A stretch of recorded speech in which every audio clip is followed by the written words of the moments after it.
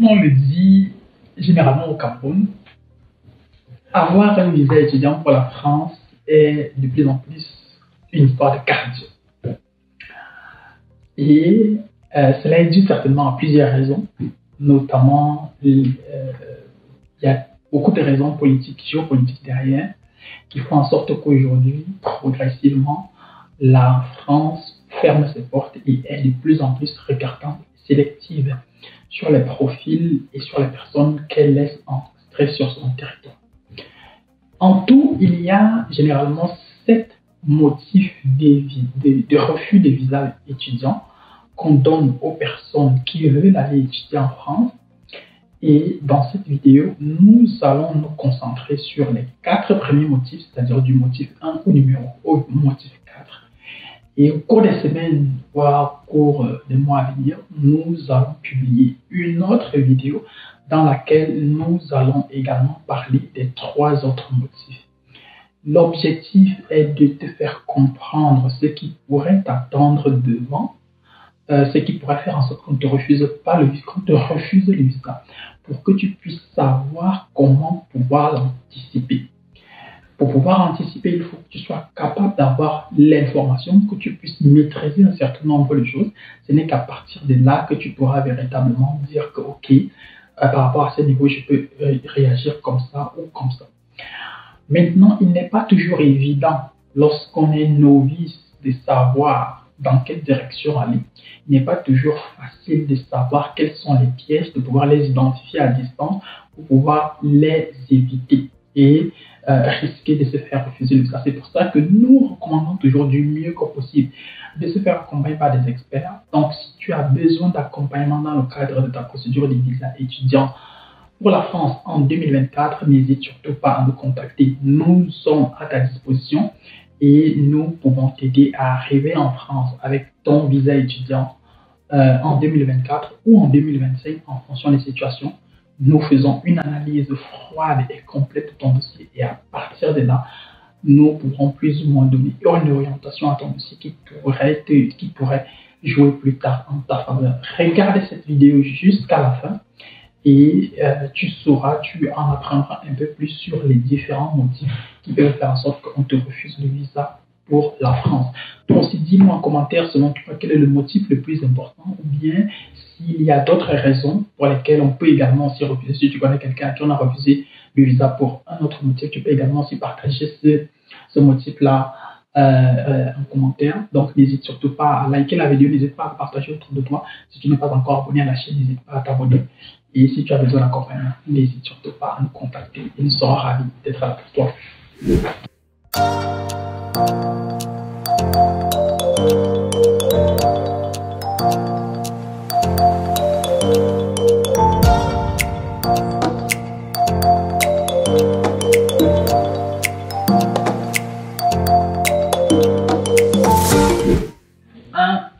Le document de voyage présenté est un faux ou falsifié. Qu'est-ce qu'on entend ici par document de voyage? Les documents de voyage sont généralement les pièces personnelles. Le passeport, le titre de séjour pour, par exemple, un Ivoirien qui demande le visa étudiant pour la France à partir du Cameroun, il a besoin d'un titre de séjour camerounais. C'est juste un exemple. Ça peut également aussi être la carte nationale d'identité. Ça peut également aussi être l'acte de naissance. Généralement, lors du traitement de votre dossier, on vérifie souvent ce genre de documents. Et donc, du coup, si on se rend compte que l'un de ces documents est un faux document, qu'il a été falsifié, on peut vous refuser le visa à cause de cela. Maintenant, dans le pire des cas, même encore, si on se rend compte que vous avez falsifié un document, on peut même vous bloquer dans le système. On peut vous bloquer dans le système pendant un certain temps, de telle sorte que vous ne puissiez plus demander le visa pour la France, un visa pour la France, peu importe la catégorie, ou bien dans cette catégorie spécifiquement, pendant une période bien définie. Donc, voilà, du mieux que possible, essayez d'aller de demander votre visa avec des documents originaux, parce que si on vous refuse le visa sur la base de ces justificatifs, dans votre recours, si jamais vous décidez de introduire un recours, vous devez prouver que vos documents sont authentiques. Maintenant, comment prouver que vos documents sont authentiques? Je ne peux pas vraiment vous le dire là maintenant. C'est en fonction des situations qu'il faudra exactement savoir ce qu'il y a lieu de faire. Parce que s'il s'agit de l'acte de naissance, la procédure ne sera pas forcément la même. La stratégie ne sera pas forcément la même que lorsqu'il s'agirait, par exemple, du passeport ou de la pièce nationale d'identité, de la carte nationale d'identité, et j'en passe. Donc, du coup, il faudra du mieux que possible avoir des documents originaux, parce que ce n'est que sur la base des documents originaux qu'on peut également aussi garantir la fiabilité de votre dossier. Donc, si on refuse le visa pour ce motif, faites très très attention, ça peut avoir des conséquences lourdes pour la suite. Deuxième motif pour lequel on refuse généralement le visa étudiant pour la France à certaines personnes, c'est le motif stipulant que vous n'avez pas fourni la preuve que vous disposez de moyens de subsistance suffisants pour la durée de votre séjour envisagé. Qu'est-ce que cela veut dire concrètement? Si vous voulez avoir un visa étudiant pour la France, supposons par exemple un visa étudiant pour la France pour le Master 1, ça veut dire 1 an, vous devez justifier que vous avez de l'argent, du moins que vous avez les moyens pour survivre pendant 1 an sur le territoire français. Dans le meilleur des cas, moi je recommande toujours d'avoir la caution bancaire, donc une autorisation de virement irrévocable avec minimum 615 €. Si vous avez quelqu'un qui est capable de mettre même 700 € par mois, pourquoi pas, vous mettez 700 € dans un compte, vous multipliez cela par 12, 700 € x 10, ça fait 7 000 €, 700 € x 10, ça fait 1 400 €, donc ce qui ferait environ 8 400 €. Donc si vous avez quelqu'un capable de mettre minimum 6 500 € dans un compte bloqué, pourquoi pas. Nous sommes là à environ 5 millions de francs CFA que vous devez prouver que vous avez dans un compte pour pouvoir aller étudier en France. Maintenant, je sais que beaucoup de personnes venant des pays africains ne sont pas capables toujours de rassembler un tel montant. Ça, je le comprends également. C'est là aussi parfois qu'il est possible d'intervenir avec une prise en charge.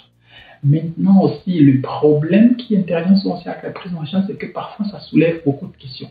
Là aussi, ça dépendra forcément de la personne qui va traiter votre dossier en interne.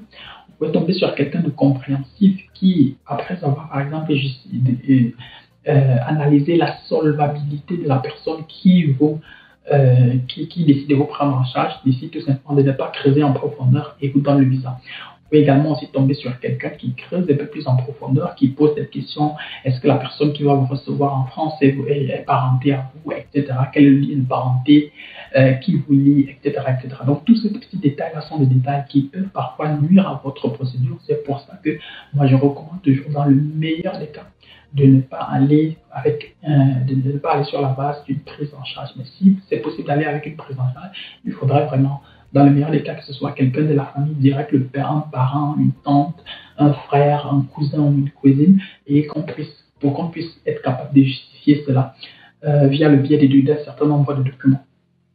Maintenant, si ce n'est pas le cas et que vous ne disposez pas d'argent, pourquoi ne pas penser à soit prêter, emprunter de l'argent? C'est possible, il y a des structures qui le font. Maintenant, il faut juste être capable de justifier que vous allez, et de donner garanties qui vont avec, que vous allez rembourser l'argent en question. Maintenant, voilà, dans le meilleur, donc ça c'est vraiment dans le meilleur cas.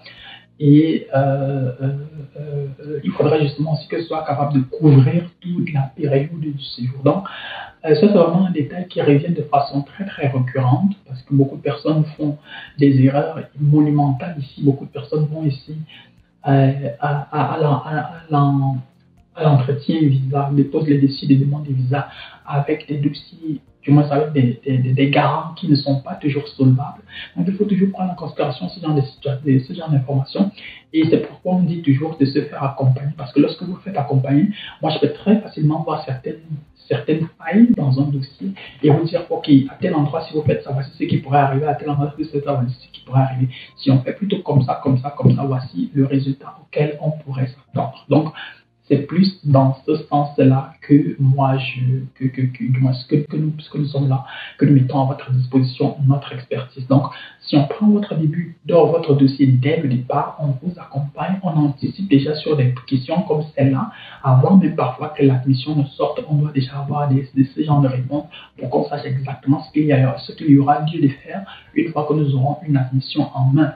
Donc, n'hésitez surtout pas à nous contacter, n'hésitez surtout pas à vous faire accompagner, à vous faire conseiller. Si vous n'en voulez pas un accompagnement complet, il est également aussi possible de payer des séances de consultation. Nous en proposons de plus en plus, certainement au cours des mois à venir, au cours des semaines à venir, nous allons commencer à publier un visuel qui parlera de cela et qui permettra également aussi aux uns aux autres de nous contacter afin de pouvoir bénéficier de notre service de consultation. 3. Vous n'avez pas justifié de votre admission dans un établissement d'enseignement supérieur en France. Ça, quand même, je dirais que c'est quand même surréaliste qu'on refuse le visa à quelqu'un sur la base de ce motif. Pourquoi? Parce que je ne sais pas comment tu vas demander un visa étudiant sans avoir une admission. C'est quand même assez bizarre. C'est quand même vraiment assez bizarre.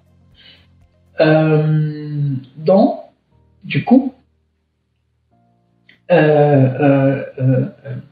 mais il y a quand même des personnes qui décident de s'aventurer sans avoir une admission complète signée par une université. Mais maintenant aussi, ici, il y a plusieurs facteurs forcément qui peuvent entrer en jeu. C'est-à-dire, on peut vous coller ce motif-ci. Par exemple, si vous avez eu une admission dans une université ou dans un programme privé, que ce soit une université pure privée ou publique, et qu'il faut par exemple payer les frais d'inscription et que vous n'avez pas encore payé les frais d'inscription là, donc du coup, votre admission que vous avez obtenue n'est pas une admission définitive.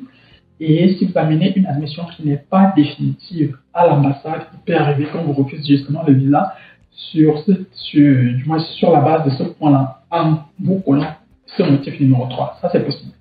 Maintenant, il est également aussi possible qu'on vous refuse le visa sur la base de ce motif parce que vous avez obtenu une admission dans une université qui n'est par exemple pas reconnue par l'État français. C'est-à-dire, il y a certaines universités et certains programmes qui ne sont pas reconnus par Campus France et ce n'est pas toujours une bonne idée. Ce n'est pas toujours une bonne idée. Moi, je nous recommande généralement toujours même du mieux que possible de passer par Campus France parce que lorsqu'on passe par Campus France, eux au moins, de leur côté, ils vérifient déjà quand même un certain nombre de détails et dans le dossier qui arrive à l'ambassade, ils ont déjà quand même émis un avis qui a plus ou moins aussi une influence sur votre dossier pour dire si oui ou non, selon eux, vous méritez qu'on vous donne le visa ou pas. Donc, voilà, donc essayez justement, je dis toujours, essayez vraiment d'avoir le dossier le plus complet possible. Si jamais vous allez à l'ambassade et que vous avez déjà obtenu une admission, s'il faut payer des frais d'inscription, payez ces frais d'inscription-là. Même s'il s'agit de 1 000 euros, de 1 500 euros, comme dans le cas de beaucoup d'universités privées. Ou alors, si par exemple, vous êtes dans un programme dans une université publique qui coûte, le programme coûte peut-être, je ne sais pas, 2 000 euros, 3 000 euros, 3 500 euros, ou peut-être même 300 euros, et qu'on vous demande de payer un acompte, n'hésitez surtout pas à payer cet acompte-là, parce que si vous ne l'avez pas payé, il est clair que vous n'aurez pas de visa. Maintenant, je comprends aussi la réticence de plusieurs personnes, parce que voilà, c'est aussi comme une sorte de chantage, on va le dire comme ça.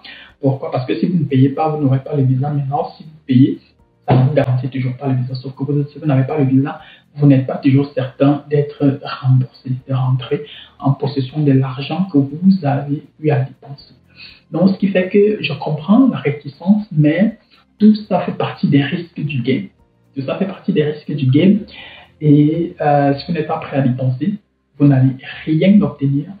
Et si vous n'obtenez rien, vous allez tout simplement rester dans votre pays et ne pas voyager.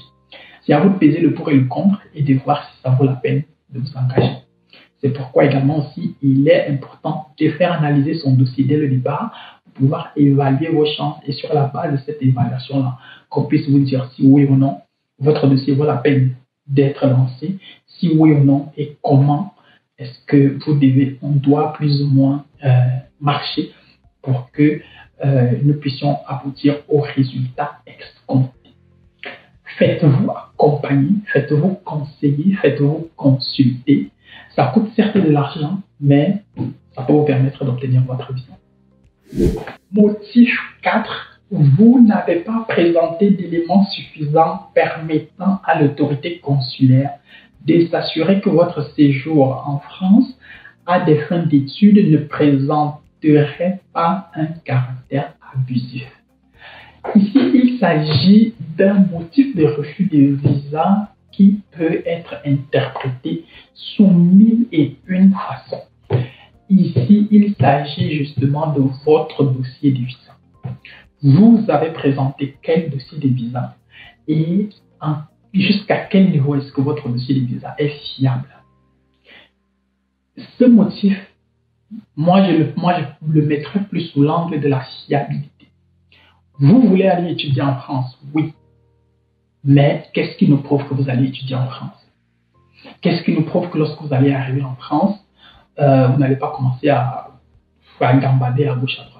Qu'est-ce qui nous prouve que vous qui voulez aller en France aujourd'hui pour étudier, vous allez véritablement étudier? Donc, c'est un motif qui met sur la table la question de la fiabilité du dossier, la question de la faisabilité et de la logique du dossier. On doit plus ou moins être capable, à partir des éléments palpables, voir le sérieux dans votre procédure, voir le sérieux dans ce que vous voulez aller faire en France. Si ce n'est pas possible, alors ce sera compliqué. C'est pourquoi je dis toujours dès le départ de se faire accompagner. Nous, c'est clair qu'il y a certains dossiers que nous refusons même. Nous refusons ces dossiers-là. Rien qu'à la négociation, on vous dit déjà que votre dossier est beaucoup trop risqué pour qu'on lance la procédure des visas étudiants. Et on refuse de prendre ce dossier-là parce que selon nous, la probabilité que le visa soit refusé est extrêmement élevée. Donc on refuse de prendre ce dossier-là tout simplement. Et justement parce que nous savons qu'il y a ce motif-ci qui peut plus ou moins impliquer plusieurs paramètres. Je m'explique. Quelqu'un par exemple qui a une licence avec 11 de moyenne, qui au niveau 1 a obtenu, je ne sais pas, à peine un 12,50, au niveau 2, au niveau 1 a obtenu à peine un 10,50, au niveau 2 a peiné à avoir un 12,40, et au niveau 3 il est revenu peut-être à un 11,10. C'est clair qu'à la fin de votre licence, vous allez vous retrouver dans le meilleur des cas avec entre 11 et 11,50. Et sur cette base-là, quand vous demandez par exemple un visa pour aller faire un master, il est fort probable qu'on vous refuse le visa en vous collant ce motif, tout simplement parce que, vos études antérieures montrent que vous avez un profil académique plus ou moins approximatif. Et sur cette base-là, est-ce qu'on peut véritablement dire qu'on peut vous faire confiance? Il y a parfois des moyens de rectifier ce genre de tir-là. Et parfois, ça demande, par exemple, d'aller faire peut-être au moins une année en master et là-bas, essayer peut-être de polir votre dossier avec peut-être minimum un 13 de moyenne en master 1. Et avec ce 13 de moyenne en master 1, là, on peut se baser dessus pour demander une admission dans une filière qui est plus ou moins similaire à plus de 80%. Et avec cela, vous pouvez également aussi augmenter vos chances. Il est par exemple, ici par exemple, ça concerne également aussi tous ces gens là-bas parfois qui, quelqu'un par exemple a fait des études de génie civil et puis débarque ici, je ne sais pas, avec une admission en master en informatique. Mon frère, ça ne marche pas comme ça. Si tu as fait des études, si tu as une licence en droit, il faudrait que tu ailles à l'ambassade avec une admission qui cadre avec le droit. Ça doit exactement cadrer. Il ne faut pas que ça dévie, parce que quand ça dévie, alors ça remet en question la crédibilité et la fiabilité de ton dossier. Même si la filière que tu amènes à l'ambassade, tu ne veux, ce n'est pas véritablement la filière que tu vas étudier en France, il faudra que tu amènes à ton rendez-vous une admission dans une filière qui cadre le mieux possible avec ce que tu as étudié, avec tes études antérieures. Si ça ne cadre pas, si ça dévie, alors ça va jouer en ta défaveur. C'est aussi pour ça qu'on vous demande de vous faire accompagner. Parce que ça, par exemple, ce sont des points qui, quel que soit X, nous les voyons avant même de choisir les filières dans lesquelles nous souhaitons envoyer vos différentes candidatures. On s'assoit, on fait une sélection, on fait une analyse sur la base de votre profil, des matières ou bien des filières qui pourraient plus ou moins augmenter vos chances d'avoir un visa et on va exclusivement dans ce sens-là. Ça, c'est par exemple aussi un conseil que je donne toujours à toutes ces personnes-là qui veulent voyager avec pour aller faire des études et des cycles de licence. Vous qui avez le baccalauréat aujourd'hui, que ce soit baccalauréat littéraire, scientifique, technique ou je ne sais trop quoi, il est impératif de faire une analyse froide de votre baccalauréat. on fait une analyse froide de votre baccalauréat, on vous identifie les filières et les orientations qui cadrent le mieux avec votre profil et ce n'est que dans ce sens-là que vous voulez aller. Si vous avez obtenu 10 en informatique, 14 en chimie, 11 en physique, mon frère débarque à l'ambassade avec une admission en chimie. Même si ce n'est pas la chimie que tu veux étudier, tu vas à l'ambassade avec une admission en chimie et c'est sur la base de la chimie qu'on va te donner le visa. Quand tu arrives en France, si tu veux faire informatique, tu changes. Tu changes une fois que tu es en France. Mais tant que tu n'es pas en France, tu vas avec la filière de la matière. Tu as la plus grande note possible. Sinon, sur la base de ce motif, on peut te refuser le visa. Et même si tu montes une requête par la suite, elle peut ne pas aboutir tout simplement. Pourquoi? Parce que dès la base, les dés étaient déjà pipés. Là, par exemple, ce que je viens de te donner là, ça fait partie des conseils parfois exclusifs que nous réservons à nos conseils parce que là, c'est vraiment du coaching spécialisé. C'est vraiment du coaching appliqué et ce sont vraiment des conseils pratiques et concrets qui font en sorte qu'on dise à quelqu'un, ok, si on fait comme ça, voici ce qui pourrait plus ou moins faire en sorte qu'on te donne ton visa en 2004. Donc, si tu as besoin de bénéficier de nos différents conseils ou de notre accompagnement ou de nos consultations, n'hésite surtout pas à nous contacter.